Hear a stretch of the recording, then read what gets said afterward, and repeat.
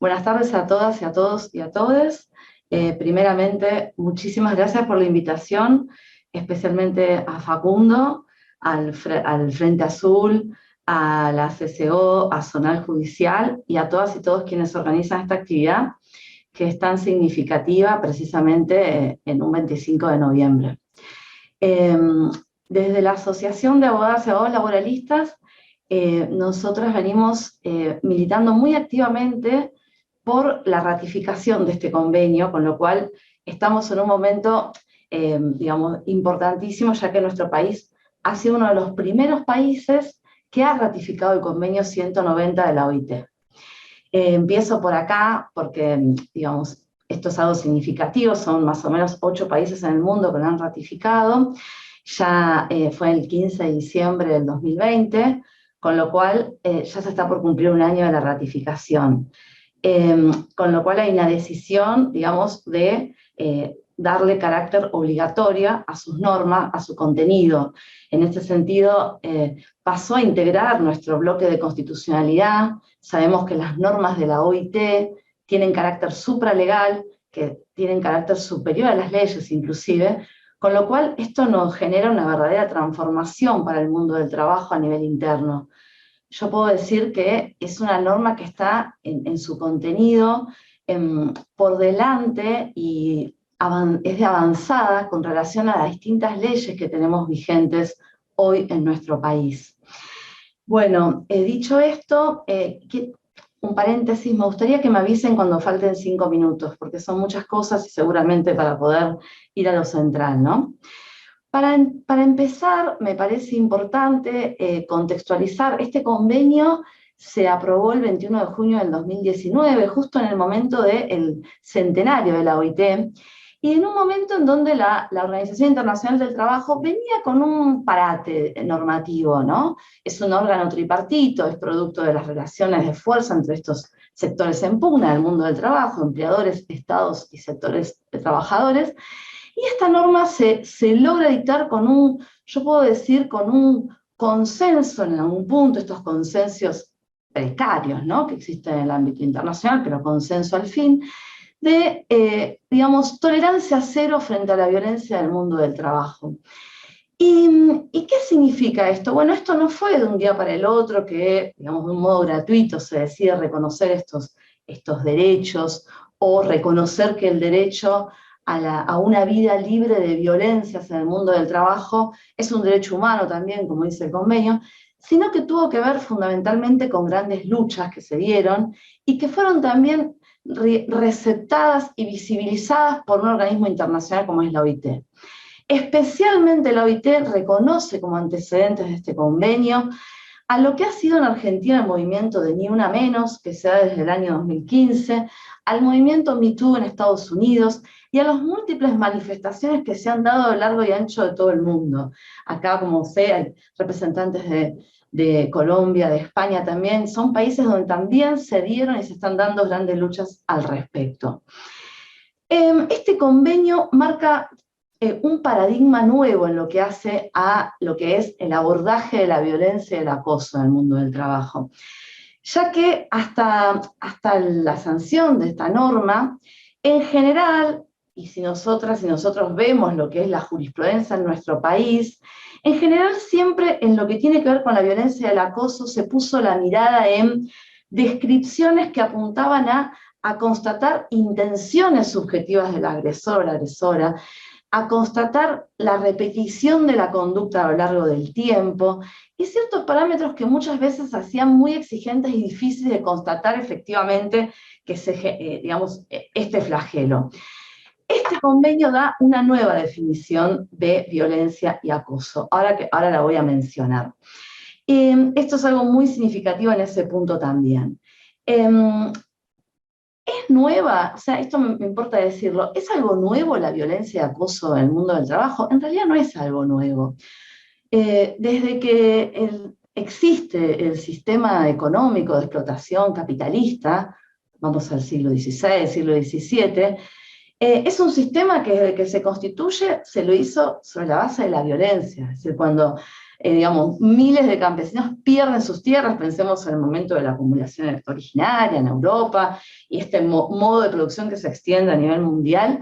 Esto fue de la mano de altos niveles de violencia, y no solo de violencia en el sentido que muchísimas personas perdieron sus tierras, sus herramientas de producción, y no tuvieron más que ofrecer, digamos, su fuerza de trabajo a cambio de un salario para subsistir.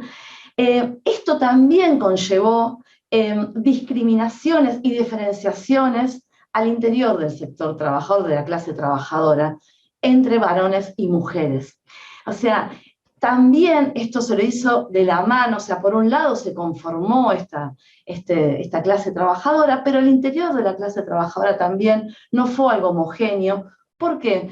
Porque a las mujeres, en este paso, estoy haciendo un análisis histórico porque me parece que no es menor, hablo de los siglos XVI y XVII, y especialmente ya entrado el siglo XIX se consolida esto, se va formando un modelo, digamos, familiar y un modelo, digamos, de trabajador en donde el varón trabajador es quien se va a ocupar del ámbito productivo, quien va a percibir el salario, y a las mujeres se le asignan los trabajos reproductivos, no remunerados, invisibles, lo que hoy llamamos trabajos de cuidados.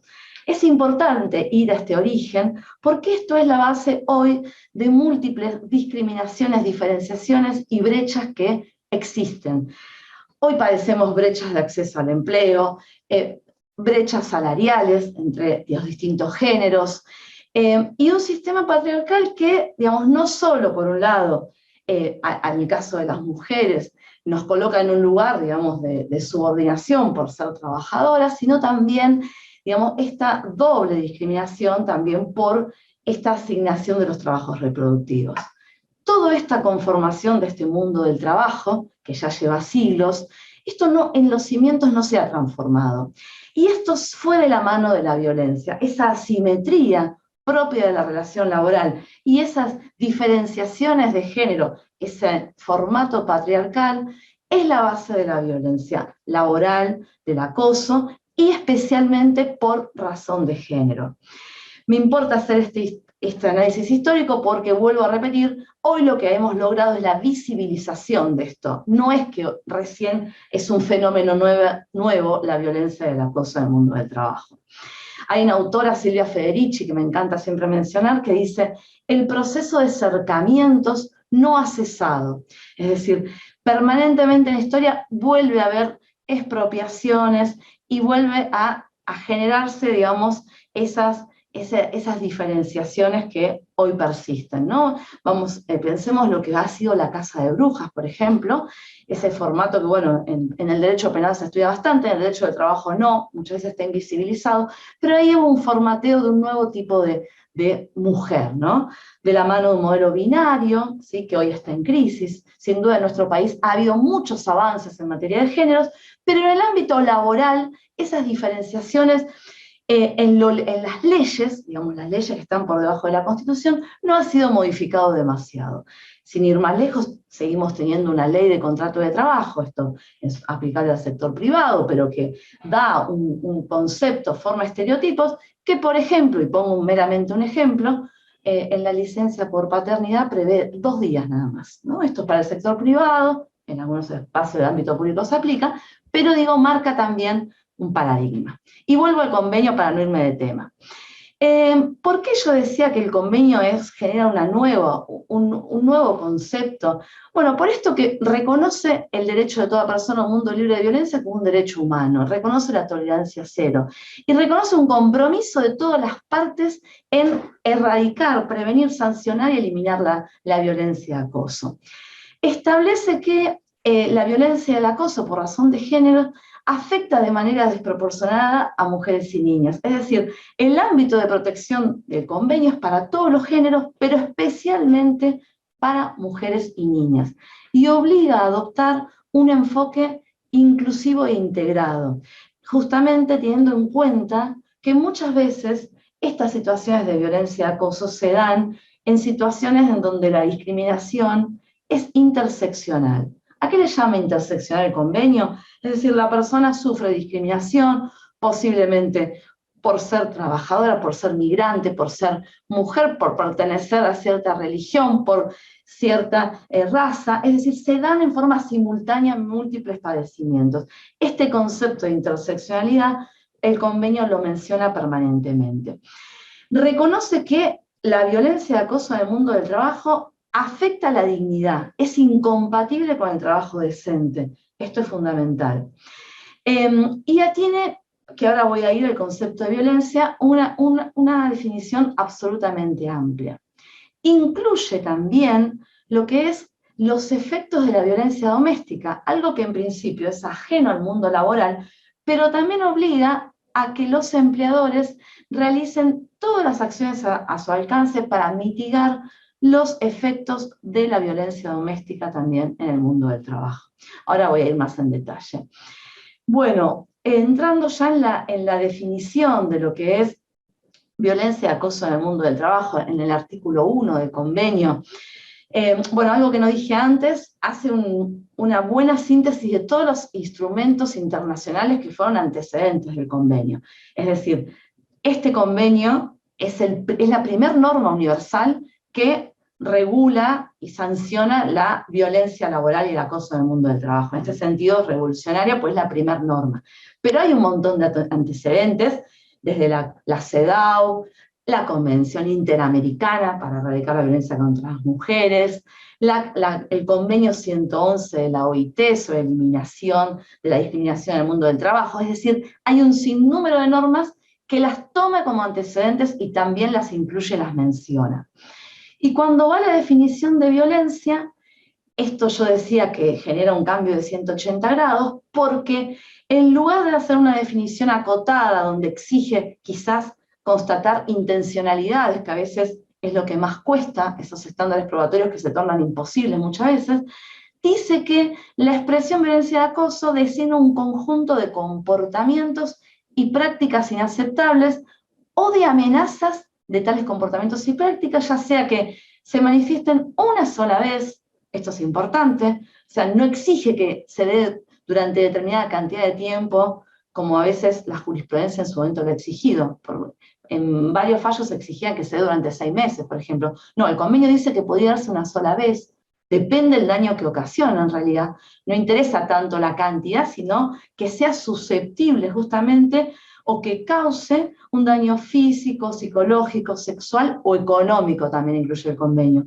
E incluye la violencia de acoso por razón de género. Por eso yo decía que regula en forma general la violencia de acoso para todos los géneros y especialmente a mujeres y diversidades. Algo que me parece también importante mencionar respecto a la violencia y acoso en lo que hace al mundo del trabajo es la definición que da del mundo del trabajo. En eso también es absolutamente transformador. Incluye no solamente a los trabajadores asalariados, sino a todas las personas que tengan alguna relación con el ámbito laboral. Por ejemplo, pueden ser pasantes, no importa la situación contractual, es decir, no importa la forma, algo que en el derecho del trabajo le llamamos primacía de la realidad. Importa realmente que la persona, digamos, esté trabajando, más allá de la forma que tenga su relación contractual. Pasantes, aprendices, trabajadores despedidos, eso es importante también, postulantes. En el momento de postularse un empleo es un momento en donde muchas veces se genera discriminación, se generan situaciones de violencia también, la incluye, y también incluye a quienes ejercen la función de empleador en el convenio. Es decir, reconoce violencia, como se le llama, vertical, ascendente, horizontal, y en los distintos sectores, tanto público, privado, economía formal, informal.